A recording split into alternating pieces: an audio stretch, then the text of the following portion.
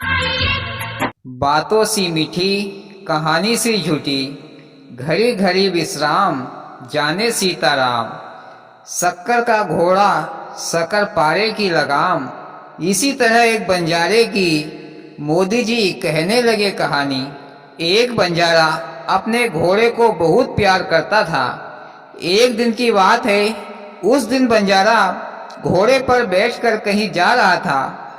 उसका रास्ता जंगलों से गुजर रहा था। जंगल में एक बहुत बड़ा तालाब था। बंजारे ने सोचा, चलूं घोड़े को पानी पिला दूं।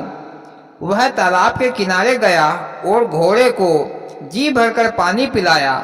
बंजारा फिर उसी समय आगे चल पड़ा। चलते चलते बंजारे को एक गड्ढा दिखा। उस गड्ढे में एक बूढ़ा आदमी दिखाई दिया। बंजारे को देखकर उस बूढ़े आदमी ने आवाज दी, अरे भाई, मुझे यहाँ से निकालो। अगर मैं यहीं पर पड़ा रहूंगा तो भूखा प्यासा मर जाऊंगा। बंजारे को दया आ गई।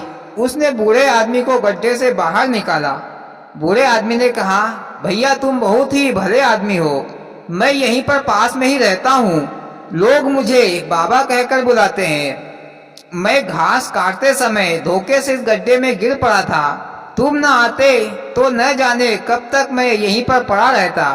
अगर तुम्हारे पर कोई मुश्किल आ पड़े तो मेरे को जरूर याद करना।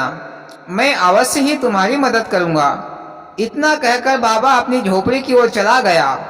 बंजारा भी अपने रास्ते आगे को चल पड़ा। मोदी जी, बंजारे ने बहुत अच्छा काम किया।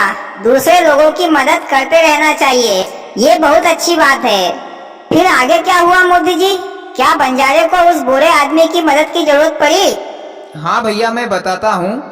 एक बार की बात है, बंजारे को अपने डेरे पर लौटते समय रात हो गई।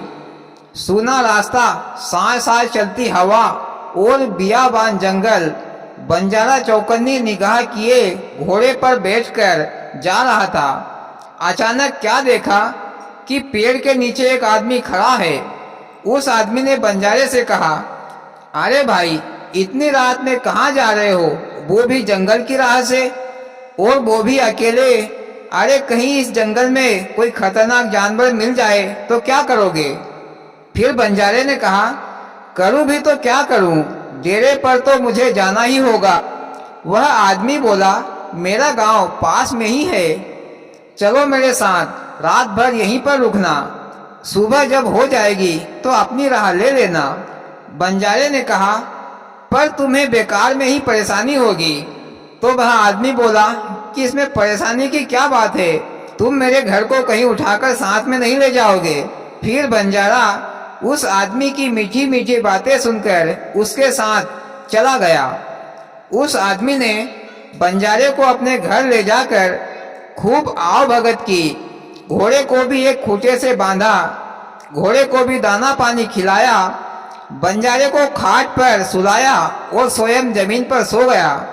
बंजारा मन ही मन सोच रहा था कि यह आदमी कितना भला है। यह सोचते सोचते बंजारे को भी चैन की नींद आ गई। सुबह होते ही मुर्गे ने बांग दी तो बंजारे की नींद खुल गई। वह आदमी भी उठा। बंजारे ने हाथ मुंह धोया और उस आदमी को अपने घर पर ठहराने के लिए धन्यवाद दिया। बंजारा फिर चलने को तैयार हुआ। जैसे ही बंजारे ने अपने घोड़े की लगाम को हाथ में लिया तो वह आदमी चिल्लाया, अरे अरे, यह क्या कर रहे हो, यह घोड़ा कहाँ ले जा रहे हो? फिर बंजारा घबराकर बोला, तुम्हारा घोड़ा? घोड़ा तो मेरा है। वह आदमी चपचपा कर बोला, चुप रहो, यह मेरा घोड़ा है। कल रात ही तो इस खूंटे ने इस घोड़े को जन्म दिया है। खूंटा भी मेरा था तो घोड़ा भी मेरा होगा। बंजारे के तो होश उड़ गए यह बात सुनकर। फिर बंजारा मन में सोचा कि यह कैसी मुसीबत मेरे गले आ पड़ी। फिर बंजारा बोला कि भाई, हंसी मजाक मत करो, मेरा घोड़ा मुझे दे दो और मुझे जाने दो। मैं रात को इसी घोड़े पर बैठकर तुम्हारे घर आया था। फिर वह आदमी भी नहीं माना। तो फिर वह आदमी बोला, नहीं भैया, घोड़ा तो मेरा है। फिर दोनों आपस में झगड़ने लगे।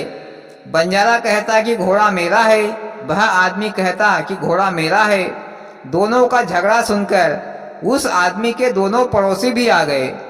बंजारे ने उससे कहा, देखो भाइयों, कैसा अंधेर है, यह आदमी मेरे घोड़े को अपना बता रहा है।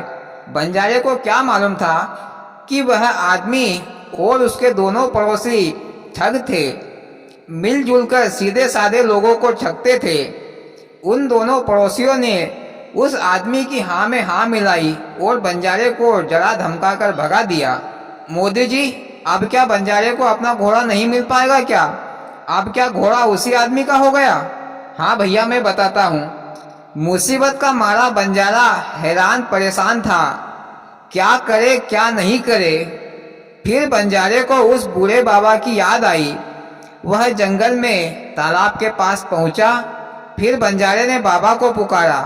बंजारे की आवाज सुनकर वह बूढ़ा बाबा झट से अपनी झोपड़ी से बाहर निकल आया। बाबा ने कहा, आओ बंजारे भाई, कैसे आए हो? बंजारे ने अपने घोड़े छीन जाने का सारा किस्सा सुनाया। बाबा बोला, चिंता मत करो, उन ठगों को ऐसा सबक सिखाऊंगा कि जीवन भर याद रखेंगे। दूसरे दिन बाबा और बंजारा गांव के मुखिया के पास जा पहुंचे।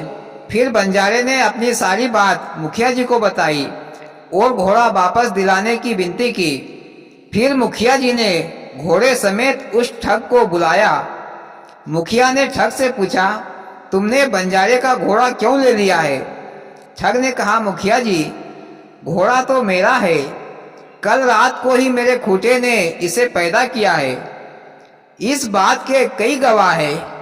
उसके दोनों पड़ोसी ठगों ने गवाही दी कि हाँ हाँ, ऐसा ही हुआ था उस रात। मुखिया जी यह बात सुनकर सोच में पड़ गए।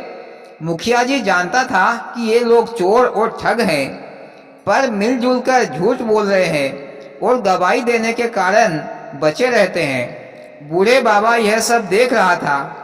फिर बूढ़े बाबा ने सोचा कि अच्छा मौका है। फिर बूढ़े बाबा झूठ मूठ सोने लगे।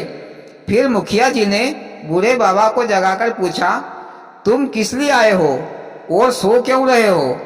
फिर बाबा बोला, मुखिया जी, मैं जंगल में एक तालाब के किनारे रहता हूँ। कल रात आपके गांव का यह आदमी घोड़े पर बैठकर आया। इसने तालाब के पानी में आग लगा दी। जब मैं पानी में लगी आग बुझाने लगा तो इसने मेरी 1000 असरफियाँ चुरा ली और भाग आया। तो मुखिया जी, मेरी असरफियाँ दिला दीजिए। मुखिया जी बाबा की बात समझ गया। उसने उस ठग से 1000 असरफियाँ देने को कहा तो ठग ने कहा, मुखिया जी, यह बूढ़ा तो झूठ बोल रहा है, आप ही बताइए कि कहीं पानी में आग लग सकती है? बाबा ने कहा, जब लकड़ी का खूंटा जीते जागते घोड़े को जन्म दे सकता है तो पानी में क्यों नहीं आग लग सकती? फिर मुखिया जी ने ठग से कहा, इनका कहना ठीक है, या तो बंजारे का घोड़ा लौटा दो या 1000 असरफियाँ दे दो। अब क्या था, पासा पलट गया।